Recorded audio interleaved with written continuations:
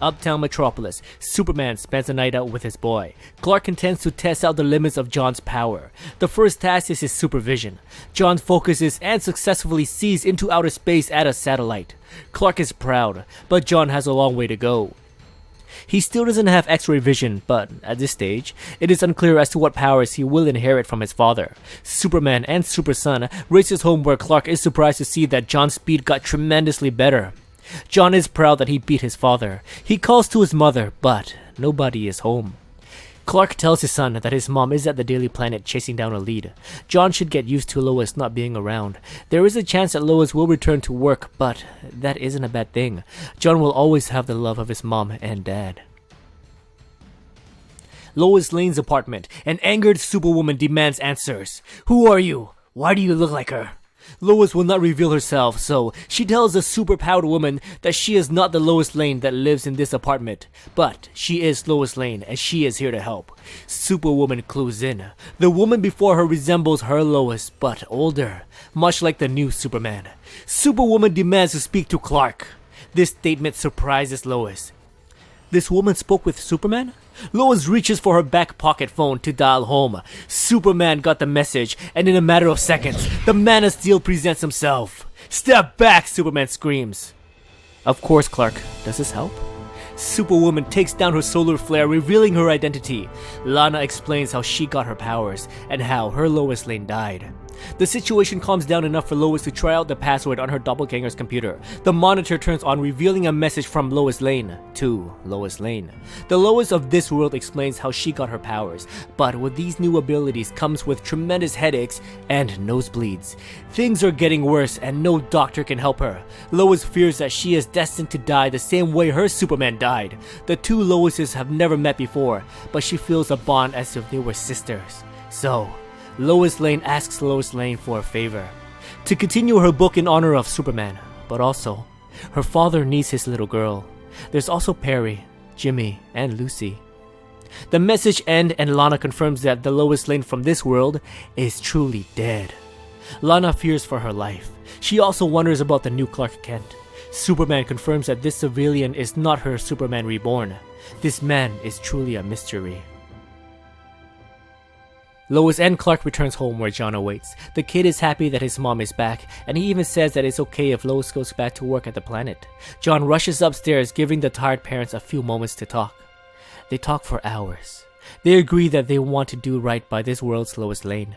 They also agree that the Daily Planet needs a Lois Lane. She longs for the day when she can return to being a reporter in the best company in the best city in the world. And she can do this without hurting anyone. The next day, Lois Lane returns to the Daily Planet. It feels odd that she has taken over for a dead woman's life, but she owes it to both the Superwomans to make sure everyone is taken care of.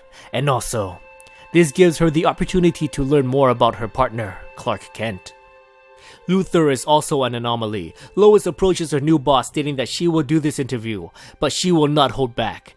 Lois will treat him like any politician or dictator and subject him to everything in her reporter's arsenal. Lex Luthor is pleasantly surprised and states, I wouldn't have it any other way. In fact, I'm looking forward to it. Outside the city, the man in the red baseball cap opens a doorway to the abyss. A behemoth emerges from the gateway. The man transformed to his true form. He states, This criminal, this murderer of epic proportion, will die.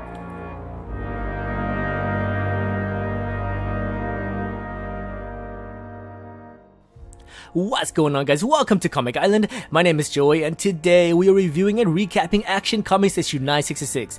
This issue is very much the last issue, where the main star is Lois Lane. The question now becomes, how many issues can you handle Lois Lane as a center focus role before it gets boring? To be clear, this issue is perfectly fine for a side character to take center stage, but for a Comic Island called Action Comics, I wanted a bit more action in it.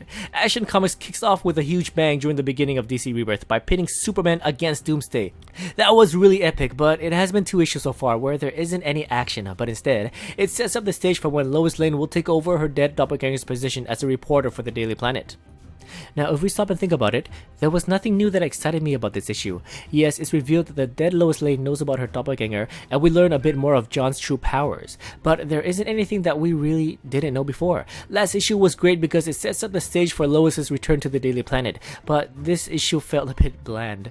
Even the ending felt a bit weird. So there's this mysterious man in a baseball cap that made the Geneticron building vanish, and now he opens a doorway for his friend to walk through. We still see a mini planet apocalypse with the house of El Sigil in the middle, but this time, from what he says, we can safely assume that these two guys are from Apocalypse and they are after Lex Luthor.